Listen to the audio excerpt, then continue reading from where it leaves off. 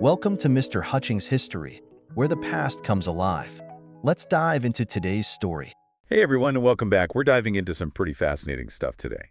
The history of the Nation of Islam and Malcolm X's legacy. It's a powerful story. Yeah, and I'm excited to get into it. We've got this lecture, Divided Dreams is what it's called, and it just seems like it's packed with all sorts of stuff about the Nation of Islam's role in, the Black freedom struggle and Malcolm X's impact on the civil rights movement. And Yeah. it's going to be good. It's going to be a wild ride. It is. So let's just jump right in. Okay, so the Nation of Islam, they start in the 1930s in Detroit. Right. With Wallace Fard. Yeah. And, it's the Depression things are really tough for Black Americans at this time. And the NOI comes in with this message of Black empowerment and self-sufficiency. Yeah, and it was this message that really resonated. Yeah. But was there more to it than just that? Like, why did it appeal to so many people? Well, I think you hit the nail on the head when you mentioned the context. The Depression was hitting Black communities especially hard, and the NOI offered a sense of hope, a way to take control of their own destiny. They focused on economic self-help, racial pride, and this idea that Black people were the original race. Okay, yeah, and that's interesting because that's where things start to get a little controversial too, right? Absolutely. Like they weren't just talking about equality anymore. They were calling for a complete separation from white America. Exactly. They saw integration as a form of assimilation, a way for Black identity to be erased. Their vision was about building a separate Black nation.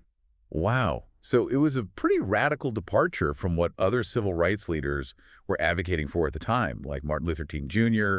and the NAACP. Yeah, their approaches were fundamentally different. The NOI saw white society as inherently oppressive and believed that true liberation could only come from separating from it entirely. That's pretty intense. It was, and it led to a lot of controversy. Yeah, no kidding. I mean, they were labeled a hate group by some, and even within the Black community, there were people who strongly disagreed with their approach. Yeah. What were some of the limitations that came from those beliefs? Well, for one, their rhetoric about white people being devils, it created a deep racial divide. Yeah. Made it really difficult to build alliances with white Americans or even other civil rights groups. Right, and they weren't just clashing with white Americans. They also had disagreements with the Black Power movement. Right, exactly. They dismissed African cultural heritage as jungle styles. Really? Which put them at odds with Black Power advocates who were embracing those very elements. Okay, so you've got these limitations, these controversies. Yeah. But at the same time, the NOI clearly had a huge impact on Black communities. They provided a sense of belonging, a system of support, and a platform for economic advancement.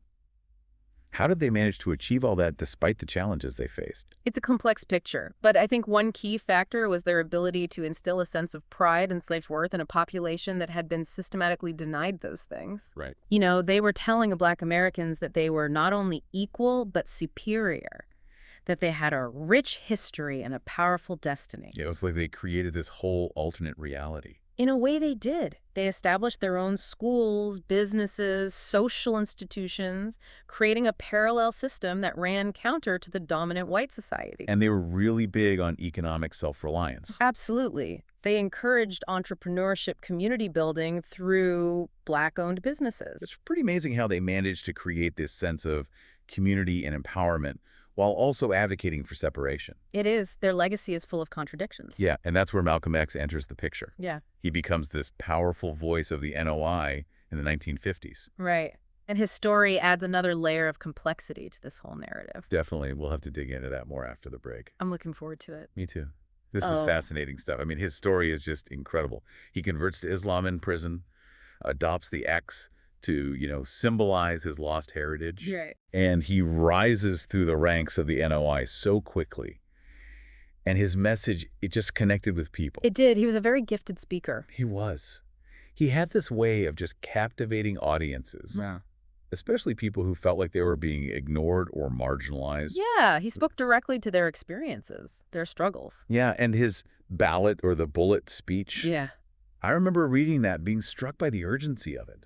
Like, he wasn't messing around. Yeah. He was demanding real change, and he was saying it's time to fight for it. Exactly. He was talking about the realities of life in the ghettos, the poverty, the violence, the discrimination. He was saying enough is enough. But that kind of stance, it put him at odds with some of the other civil rights leaders. It did. Some saw his rhetoric as too divisive. Yeah, too aggressive, maybe. Yeah. They were worried that his focus on self-defense would undermine their efforts toward integration. So they saw him in as more of a threat than an ally. In some ways, yes. But I think it's important to remember that Malcolm X was speaking to a different audience. Right. He was speaking to the people who were feeling the most pain, the most frustration. Exactly. And he was giving them a voice.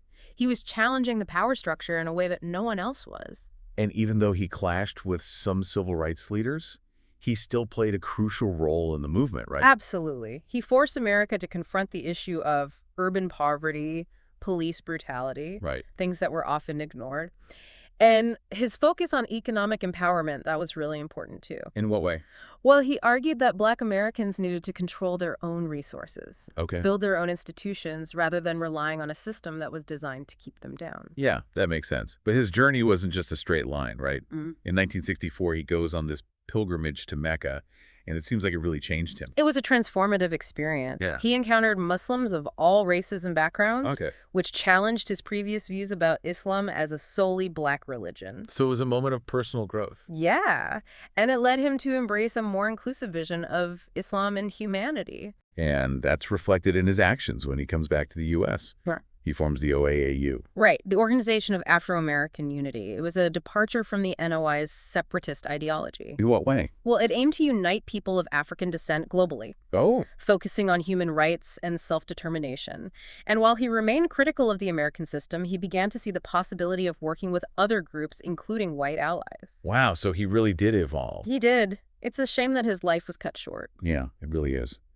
But even in death, his impact continued to be felt, right? Definitely. His ideas about Black empowerment, self-reliance, and the right to self-defense, they continue to inspire activists and movements for generations. It's like his message transcended his lifetime. It did. He left a lasting legacy. So we talked about the complexities of the NOI and Malcolm X. But what do you see as their most enduring legacy? What are the key takeaways that we should be reflecting on as we consider their impact on history? Well, their legacy is multifaceted. Yeah. But I think one thing that stands out is their unwavering commitment to Black empowerment. They demanded recognition of Black humanity and dignity, Right. and they inspired generations to fight for equality. Yeah, it's like they planted these seeds of resistance. Exactly. And those seeds were nurtured by their emphasis on self-reliance and economic independence. You know, the NOI's focus on building Black businesses and institutions Right. provided a tangible blueprint for community development and empowerment, while Malcolm X's later work with the OAAU broadened that vision to encompass global Black solidarity. So they were really ahead of their time in a lot of ways. I think so. They demonstrated the power of collective action and self-determination, and their impact extends far beyond the specific communities they touched. But their legacy is still debated today, isn't it? Oh, absolutely. There are various schools of thought. You have the traditional civil rights perspective, which focuses on the mainstream movement's push for integration. And legislative reform historians who take this view often see the NOI and Malcolm X's separatist stance as a distraction from the overall progress of the movement. So they see them as kind of outliers. In a way, yes.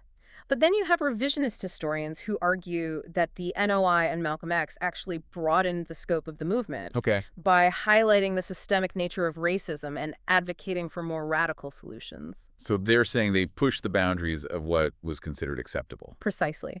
And then there's the Marxist perspective, which focuses on the economic dimensions of their critique. Yeah. They see the NOI and Malcolm X as challenging the capitalist system itself, arguing that true liberation can only come from dismantling the structures that perpetuate economic inequality. So they're connecting the fight for racial justice to a broader struggle against economic exploitation. Exactly.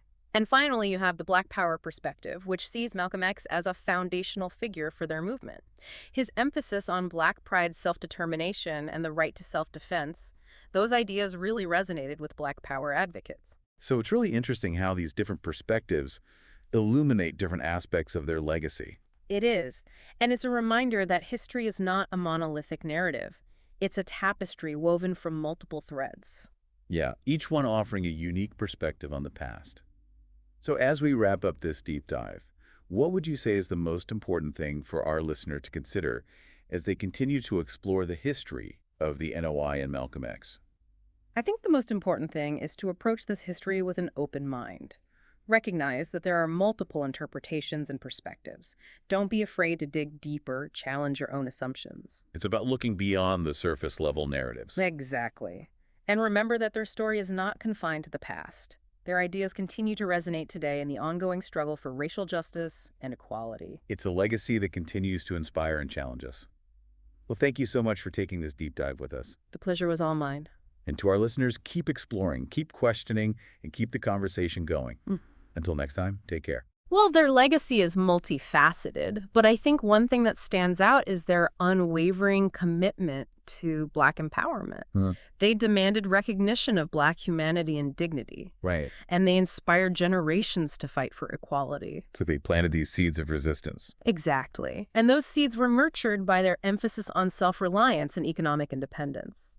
You know, the NOI's focus on building Black businesses and institutions provided a tangible blueprint for community development and empowerment, while Malcolm X's later work with the OAAU broadened that vision to encompass global Black solidarity. So they were really ahead of their time in a lot of ways. I think so. They demonstrated the power of collective action and self-determination, and their impact extends far beyond the specific communities they touched. But their legacy is still debated today, isn't it? Oh, absolutely. Yeah. There are various schools of thought. You have the traditional civil rights perspective, which focuses on the mainstream movement's push for integration. And legislative reform historians who take this view often see the NOI and Malcolm X's separatist stance as a distraction from the overall progress of the movement. So they see them as kind of outliers. In a way, yes.